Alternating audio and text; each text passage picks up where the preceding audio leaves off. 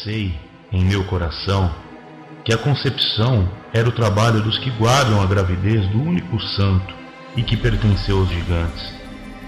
E meu coração estava perturbado por isso. Eu, Lameque, virei-me para minha esposa Bitenoche e disse: me jure pelo Altíssimo, grande Rei do Universo, para que tu me contes verdadeiramente tudo. Tu me falarás sem mentira. Então Bitenoche, minha esposa, falou severamente e chorou, e disse: ó meu irmão e marido, lembre-se do meu prazer, o tempo de amor ofegante. Eu lhe contarei verdadeiramente tudo. E então meu coração começou a doer.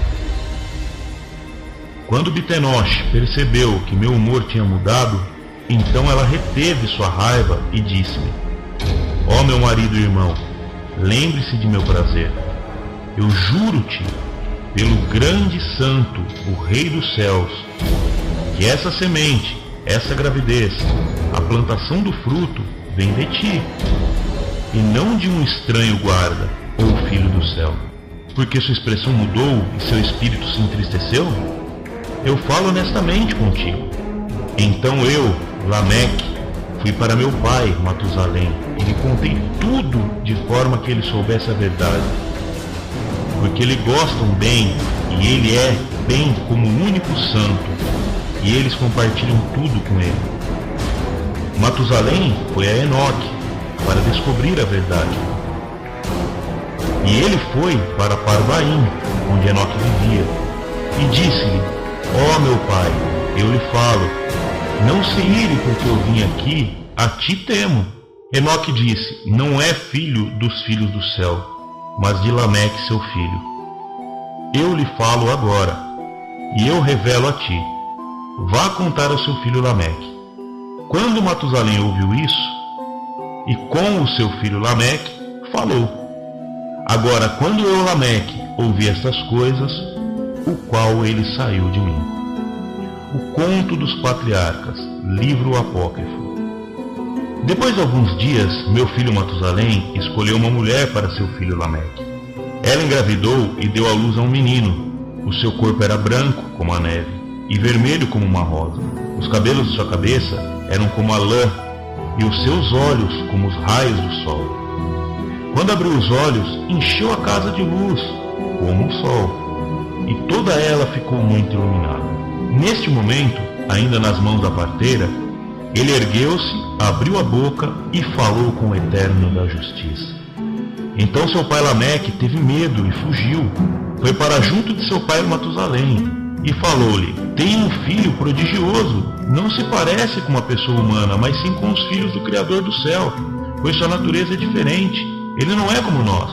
Seus olhos assemelham-se aos raios do sol, e seu semblante revela a majestade. Tenho a impressão de que ele não descende de mim, e pressinto que nos seus dias acontecerá um fenômeno sobre a terra.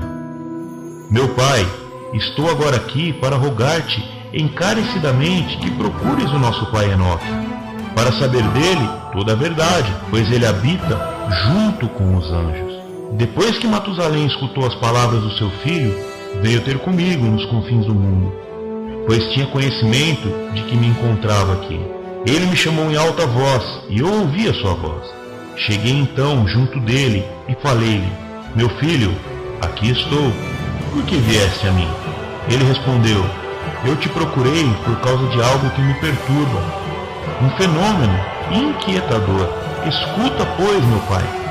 Nasceu um filho a meu filho Lameque, mas a sua forma e a sua natureza não se parecem com as de um homem. A cor de seu corpo é mais branca do que a neve e mais corada do que a rosa. Os cabelos de sua cabeça são mais alvos do que a lã branca, e seus olhos são como os raios do sol. Quando abre os olhos, eles iluminam toda a casa. Ele ergueu-se entre as mãos da sua parteira, abriu a boca e louvou ao Criador do céu. Mas seu pai Lameque teve medo e fugiu para junto de mim. Não acreditava que fosse seu filho, mas sim uma reprodução dos anjos do céu. Assim eu vim ter contigo para saber de ti toda a verdade. Então eu, Enoque, respondi e falei-lhe: o Altíssimo deseja criar algo de novo sobre a terra. Eu já tinha visto isso numa visão, e sobre ela já te falei, a saber que, no tempo de meu pai Jared, alguns dos anjos do céu transgrediram o mandamento do Altíssimo. Sim, eles cometeram um pecado e desobedeceram à lei. Misturaram-se com as mulheres e pecaram com elas. Casaram-se com algumas delas e geraram filhos. Virá agora uma grande destruição sobre toda a terra. Acontecerá um dilúvio e imensa ruína por todo um ano. Esse filho que vos nasceu será resguardado sobre a terra, e com ele salvar-se-ão os seus 3 filhos. Enquanto todos os demais homens morrerão, ele e seus filhos serão postos a salvo.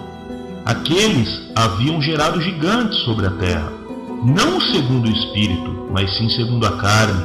Assim um grande castigo recairá sobre toda a terra, e esta será então expurgada de toda a imundície. Dize, porém, ao teu filho Lameque, que o recém-nascido é realmente seu filho. E ele lhe deu o nome de Noé, pois ele restará, e com os seus filhos se salvará da destruição que acontecerá sobre a terra inteira, por causa de todos os pecados e de toda a impiedade praticada nos seus dias na terra.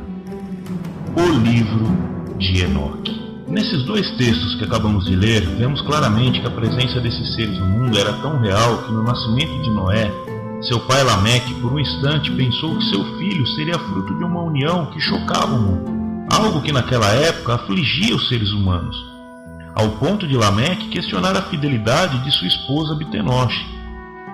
Mas mesmo sua esposa lhe dizendo que não o havia traído com o Nefilim, ele precisou recorrer ao seu pai Matusalém, que recorreu então ao seu pai Enoque, avô de Lameque. Quando Matusalém chegou a Enoque, ele ouviu de Enoque que aquele menino que nascera era sim filho de Lameque, apesar de ser diferente. Eu vejo nesse acontecimento uma sombra muito linda do nascimento do próprio Messias e Alruxo.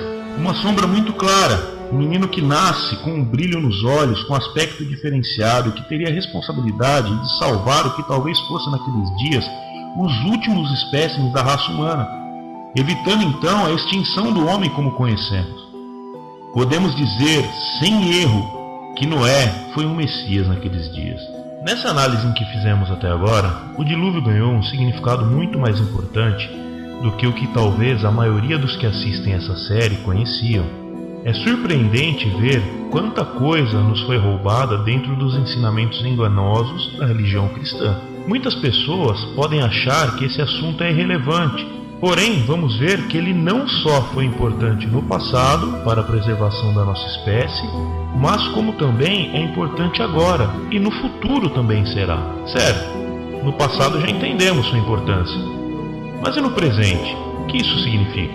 Até agora ficamos muito focados no livro de Enoque, mas isso pode ser um prato cheio para aqueles cristãos que só têm como aceitável aquilo que está no livro Bíblia.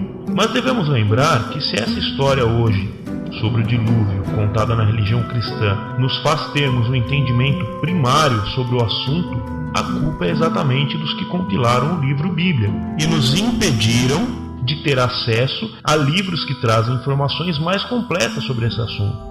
E com isso, muitos hoje têm aceitado os alienígenas como seres físicos.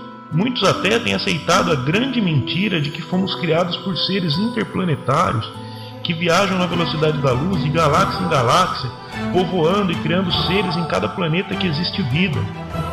Essas teses todas levam o homem a pensar que é fruto de uma desgraça, de uma mera experiência, nos coloca na condição de meros ratinhos de laboratório, onde o verdadeiro Criador não passa de um omisso, sem poder e autoridade, ou que no mínimo somos frutos de uma mera casualidade. Mas basta analisar a criação para ver que nenhuma dessas mentiras condiz com o que vemos. Mas esse tema será melhor abordado quando entrarmos no assunto Anunnaki. Vamos agora ver se na própria Bíblia traz alguma informação sobre essa possível invasão de seres espirituais em nosso mundo, mudando a nossa história completamente.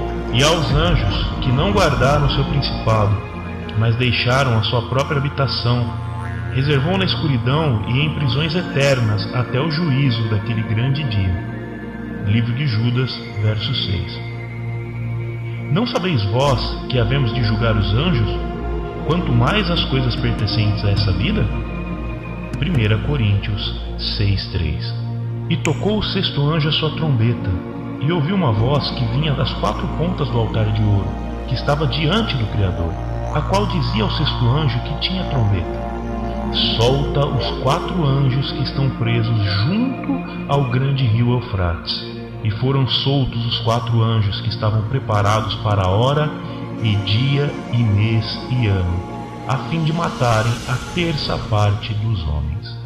Apocalipse, capítulo 9, do verso 13 ao 15. Nesses textos fica claro que essa história, ou os ecos dela, ainda ressoavam na época pós-morte do Salvador.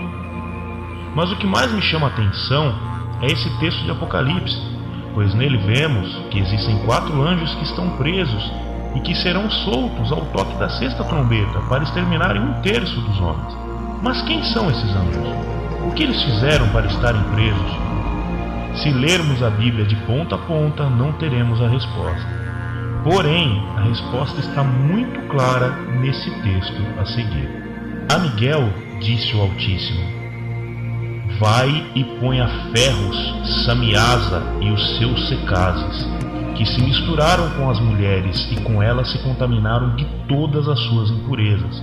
Quando seus filhos se tiverem eliminado mutuamente, e quando os pais tiverem presenciado o extermínio dos seus amados filhos, amarra-os por 7 gerações nos vales da terra, até o dia do seu julgamento, até o dia do juízo final. Veja, meus amigos, nesse trecho do livro de Enoque mostra que os anjos, que eram os chefes do movimento, que levou centenas deles a pecarem, foram aprisionados no deserto, ou nos vales da terra, como está escrito. Esses mesmos anjos são citados em Apocalipse, livro esse que foi escrito milênios depois do dilúvio. Isso nos dá ainda mais credibilidade ao que está escrito em Apocalipse, apesar de muitos dizerem que lá o que está escrito já ocorreu por volta do ano 90 depois do Messias. Mas se isso ocorreu, onde estão os relatos do que esses anjos fizeram neste ano? E onde estão a terça parte dos homens que eles mataram? Onde está escrito que isso já aconteceu? É óbvio que essas teses são de pessoas que não acreditam mais na Escritura e que infelizmente não souberam separar as alterações feitas na Bíblia da verdade, e com isso apostataram. Mas para mim, lendo esse texto, fica mais do que evidente que o plano da salvação para o homem era algo já estabelecido pelo Eterno desde antes da fundação do mundo. Pois esses mesmos 4 anjos, líderes do movimento dos desertores, serão fundamentais para o período do fim, onde o Eterno fará o acerto de contas com esse mundo. Daqui em diante, vamos ver quais são as influências que esses acontecimentos trouxeram para o nosso mundo. Vamos ver que o paganismo que esses seres criaram lá atrás existe até hoje, e que eles continuam recebendo adoração e ensinando os homens diversas transgressões, levando o homem a muitos enganos e ditando aos seus servos como proceder para exterminar a vida humana, pois é isso que eles querem, pois eles nos odeiam. E isso tudo de forma física e também espiritual.